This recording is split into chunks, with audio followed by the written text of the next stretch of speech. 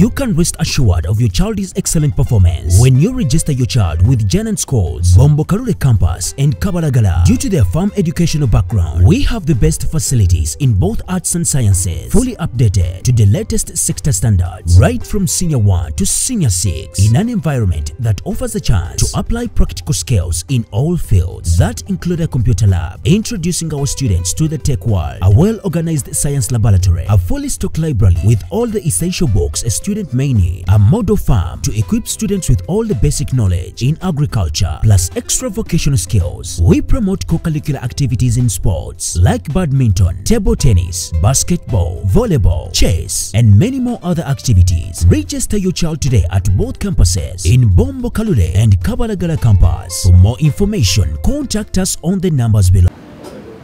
That's it. Okay, let me start with the issues of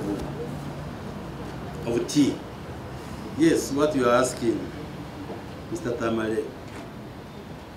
We are in the process of rationalizing government agencies. But like I have spoken about the issue here before, in rationalizing, we are taking a decision that affects agencies in 3 ways.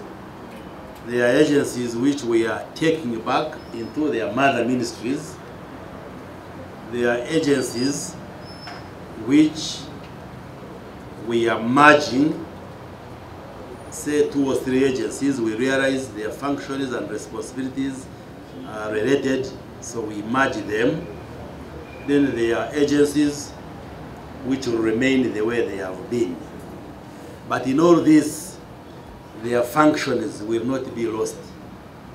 That is the cardinal point which should be underlined. That the functions, the roles, the responsibilities being played by those agencies shall not be lost. Only that the government is undertaking an administrative rearrangement of the departments. So like say, you might ask, now why are you taking UCDA, Uganda Coffee Development Authority, now into the ministry, and yet you are like praising the work of an authority. So if we take UCDA to the ministry, we are saying there will be a unit or a department within the ministry that will do the work that UCDA is doing. So we shall not lose the function, but we have just administratively rearranged how that function is going to be carried out. So in the case of the tea policy, well, we shall first wait for the draft that comes from the ministry, but in light of the discussion on rationalization, I don't think we shall encourage putting in place an authority, but we shall clearly demarcate a unit or a department within the Ministry of Agriculture that will be responsible for tea issues. But the policy will speak to many measures which will guide the industry, like these issues of quality, pricing, the marketing, the auctioning, all these issues will be captured. Then Olivia is asking about the price. I think a kilo of green leaf had even reached 400, 450, if I can just use my general knowledge from Kanungu.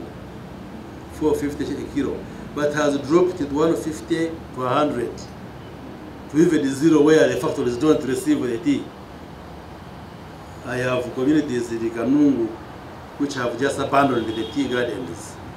One of them is the Machiro Catholic Parish, where Father said Father Paulino worked. That's my parish actually where I was baptized.